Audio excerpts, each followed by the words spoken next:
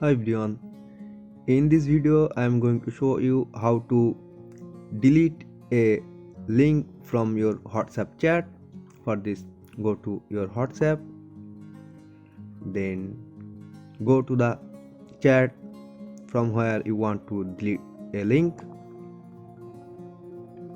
As you can see, we have a link here that is not fully displayed. If you want to delete this link, it's just get copied. So what we have to do is go to menu icon, click on media, links and documents, go to links.